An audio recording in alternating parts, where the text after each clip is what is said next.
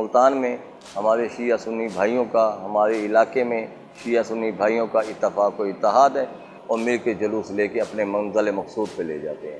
جو ایک غریب مومن ہے نا، اگر وہ کربلا معلیٰ نہیں جا سکتا، ایران نہیں جا سکتا، شام نہیں جا سکتا، جنت البقیع میں نہیں جا سکتا، روضہ رسول پہ نہیں جا سکتا، یا خدا پاک کے گھر نہیں جا سکتا، ان کے لیے ہم نواز رسول کا روزے کی شکل میں ان کو یہ نقشہ بنا کے دیا ہے کہ عزادارو مومین مسلمان بھائیوں، میرے حسین بادشاہ کا روزہ کربلا میں بھی ایسا ہے۔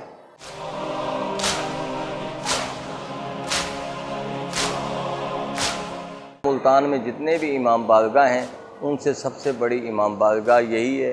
ہماری دعا ہے کہ انشاءاللہ تعالی یہ تا قیامت یہ امام بارگاہ جیسے شکل میں کھڑا ہے اسی شکل میں آباد و شاد رہے۔ میرا نام ملک شجر عباس ہے، میں اس امام بارگاہ کا جھاڑو بردار بھی ہوں اور متولی بھی ہوں۔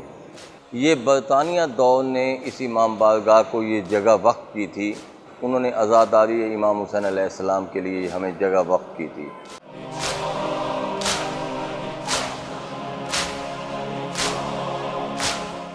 برطانیہ دور سے لے کے آج تک یہ امام بارگاہ 3 سے 4 شکلوں میں آیا ہے۔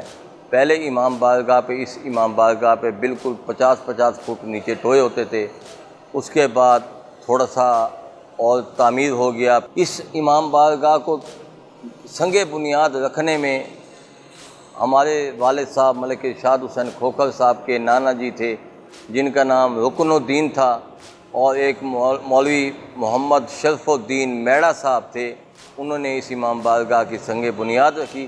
اب یہ تقریباً 8-9 سال سے حضرت امام حسین علیہ السلام کے روضہ مبارک کی شکل میں اس امام بارگاہ کو تعمیر کیا گیا ہے۔ یہ ابھی تعمیر نامکمل ہے، اس نسل سے اب تک 5-6 نسلیں آ چکی ہیں جو امام بارگاہ کو پایہ تکمیل تک لے کے جا رہی ہیں۔ اس پہ تقریباً کروڑوں روپے کی لاگت ہو چکی ہے۔ اس امام بارگاہ پہ نقاشی کا کام بھی ہے، گولڈن ٹائل کا کام بھی ہے، جو گولڈن ٹائل کی میعاد ہے تقریباً 100 سال سے ابو ہے۔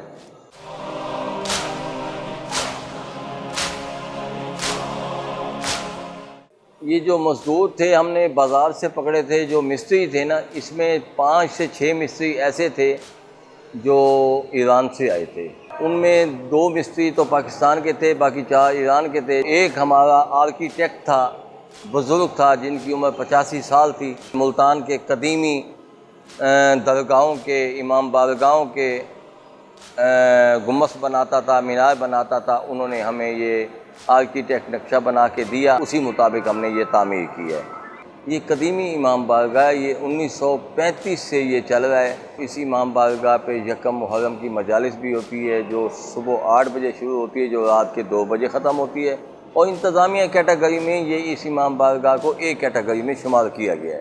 ہر صوبے سے تقریباً 20 سے 25 بسیں یہاں پہ آتی ہیں، اس امام بارگاہ میں ٹھہرتی ہیں، اور میں ملتان کی ڈسٹرکٹ انتظامیہ کا بھی مشکور ہوں جنہوں نے ہمیں 5 اسکول گورنمنٹ کے ہمیں پرووائڈ کرتے ہیں مسافرین کے لیے کہ مسافرین کو ٹھہرایا جائے۔